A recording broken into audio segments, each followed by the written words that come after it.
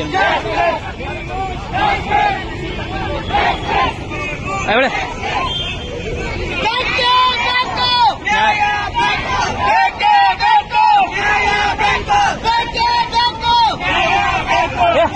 ವಿಳಂಬ ಮಾಡದೆ ಒಳ ಮೀಸಲಾತಿ ಜಾರಿಗೊಳಿಸಿ ನೇಮಕಾತಿ ಅಧಿಸೂಚನೆ ಹೊರಡಿಸುವಂತೆ ದಲಿತ ವಿದ್ಯಾರ್ಥಿ ಪರಿಷತ್ತಿನಿಂದ ಬೃಹತ್ ಪ್ರತಿಭಟನೆ.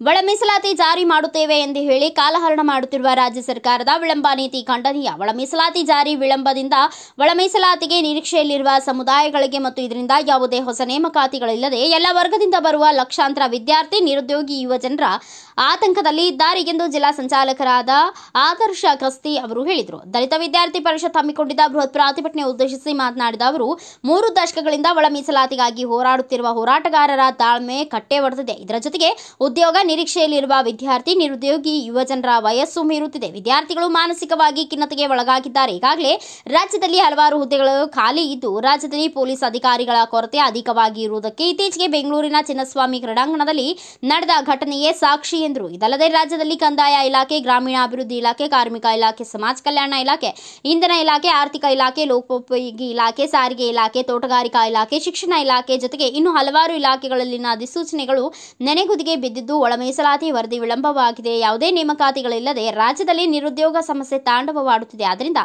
ಮಾನ್ಯ ರಾಜ್ಯ ಸರ್ಕಾರ 3 ದಶಕಗಳಿಂದ ಒಳ ಮೀಸಲಾತಿಗಾಗಿ ಹೋರಾಡುತ್ತಿರುವ ಹೋರಾಟಗಾರರ ತ್ಯಾಗ ಮತ್ತು ಬಲಿದಾನದ ಜೊತೆಗೆ ಮಾನ್ಯ ಸರ್ವೋಚ್ಚ ನ್ಯಾಯಾಲಯದ ಆದೇಶವನ್ನು ಗೌರವಿಸುವ ಮೂಲಕ ಶೀಘ್ರವೇ ಒಳ ಮೀಸಲಾತಿ ಜಾರಿ ಮಾಡಿ ಹೊಸ ನೇಮಕಾತಿ ಅಧಿಸೂಚನೆ ಹೊರಡಿಸುವ ಮೂಲಕ ನಾಡಿನ ಎಲ್ಲ ವರ್ಗದ ವಿದ್ಯಾರ್ಥಿ ಯುವ ಜನರಿಗೆ ಉದ್ಯೋಗ ನೀಡಬೇಕು ಎಂದು ಆದರ್ಶ ಗಸ್ತಿ ಹೇಳಿದರು. ಈ ವೇಳೆ ಮುಖಂಡರಾದ ಸುದೀಪ್ ಐಹೊಳೆ, ಮಹಾಂತೇಶ ಸನದಿ, ಪರಶುರಾಮ್ ಭಜಂತ್ರಿ, ಶಿವಂ ಕಾಂಬ್ಳೆ, ಅಮಿತ್ ಪೂಜಾರಿ, ತುಷಾರ್ ಪೂಜಾರಿ, ಅಕ್ಷಯ್ ಮ್ಯಾಗೇರಿ, ರಾಹುಲ್ ಕಾಂಬ್ಳೆ ಅಲ್ಲದೆ ಹಲವು ವಿದ್ಯಾರ್ಥಿ ಯುವ ಜನರು ಪ್ರತಿಭಟನೆಯಲ್ಲಿ ಭಾಗವಹಿಸಿದರು.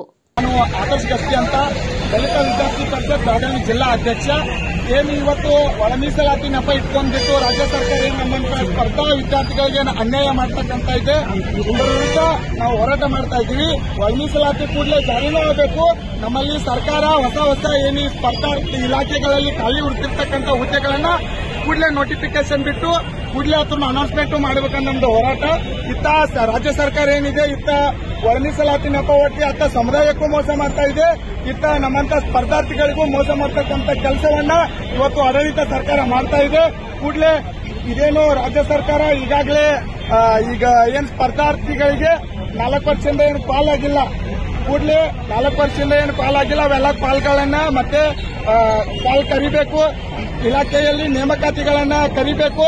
ಈಗಾಗಲೇ 4 ವರ್ಷದಿಂದ ಯಾವ ಪಾಲಾಗಿಲ್ಲ. ಅದರ ಸಂಬಂಧಪಟ್ಟಂತೆ ರಾಜ್ಯ ಸರ್ಕಾರ ಏನು ಈಗಾಗಲೇ ನಮ್ಮ 4-5 ವರ್ಷ ಇರ್ತಕ್ಕಂಥ ವಿದ್ಯಾರ್ಥಿಗಳು ಏನು ವಯೋಮಿತಿ ಆಗಿದೆ, ವಯೋಮಿತಿಯನ್ನ ಸಡಿಲಗೊಳಿಸಿ ಆಗಿರ್ತಕ್ಕಂಥ ವಿದ್ಯಾರ್ಥಿಗಳಿಗೆ ವಯಸ್ಸಾಗಿರ್ತಕ್ಕಂಥ ವಿದ್ಯಾರ್ಥಿಗಳಿಗೆ ಅವಕಾಶ ನೀಡುವಂತ ಕ್ರಮವನ್ನು ಜರುಗಿಸಿ ಅವರಿಗೆ ಉದ್ಯೋಗಕ್ಕಾಗಿ ವಯೋಮಿತಿ ಸಡಿಲಿಸಿ ವಯೋಮಿತಿ ಹೆಚ್ಚಳ ಮಾಡಿ ಆ ವಿದ್ಯಾರ್ಥಿಗಳಿಗೂ ಕೂಡ ಅನುಮತಿಗೆ ನೇಮಕಾತಿ ಮಾಡಲಿಕ್ಕೆ ಅನುಮತಿ ಕೊಡಬೇಕಂತೇಳಿ ಇವತ್ತು ರಾಜ್ಯ ಸರ್ಕಾರದ ವಿರುದ್ಧ ನಾವು ಹೋರಾಟವನ್ನ ಮಾಡ್ತಾ ಇದ್ದೇವೆ.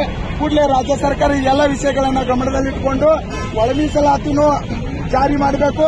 ಅದೇ ರೀತಿ ನಮ್ಮಂತ ಎಸ್ಟಿ ರಾಜ್ಯ ಸರ್ಕಾರದಲ್ಲಿ ಖಾಲಿ ಉಳಿದಿರ್ತಕ್ಕಂಥ ಎಲ್ಲ ಹುದ್ದೆಗಳನ್ನ ನೇಮಕ ಮಾಡಲಿ ಅಂತ ಹೇಳಿ ಸರ್ ನಾವು ಪ್ರೊಟೆಸ್ಟ್ ಮಾಡ್ತೇವೆ. ಅಂದಾಜು ಸರ್ ಈಗಾಗಲೇ 4 ವರ್ಷದಿಂದ ಏನಿದೆ ಇದರಲ್ಲಿ ಸುಮಾರು ಜನ ವಿದ್ಯಾರ್ಥಿಗಳು ಜಾಬ್ ಇಲ್ಲದೆ ಕೆಲವೊಂದಿಷ್ಟು ಜನ ಏನು ಮರಣ ಅಂದ್ರೆ ಲೈಕ್ ಸೆಲ್ಫ್ ಡೆತ್ ಕೂಡ ಮಾಡ್ಕೊಳ್ತಾ ಇದ್ದಾರೆ. ವಿದ್ಯಾರ್ಥಿಗಳ ಪರಿಸ್ಥಿತಿ ಯಾವ ರೀತಿ ಆಗಿದೆ ಅಂತ ರಾಜ್ಯ ಸರ್ಕಾರ ತಿಳಿಸಬೇಕಾದ್ರೆ ಮುಂಜಾನೆ ಹೋಟೆಲ್ನಲ್ಲಿ ಫ್ರೀ ನಾಷ್ಟ ಸಿಗ್ತದೆ ಅಂತ ಹೇಳಿ ಮುಂಜಾನೆ ಏನೋ ದೇವಸ್ಥಾನದಲ್ಲಿ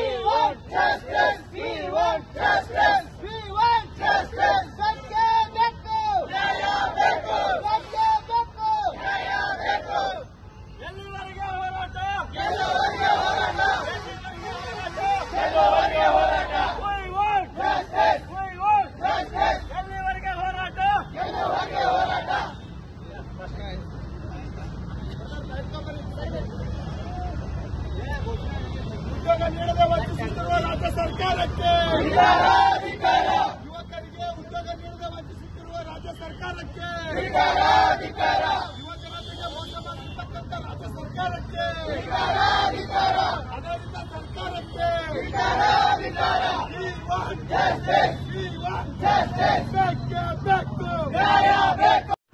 Thanks for watching. Read, discuss and debate with editor Dr. Yan Prashant Rao. Wanted reporters in print, digital and visual media for Bharat Vaibhav Daily Newspaper, BV News 5 Channel and BV Fast Web News from all the talukas of Karnataka, Goa and Maharashtra. If interested, send your resume to 9019229369.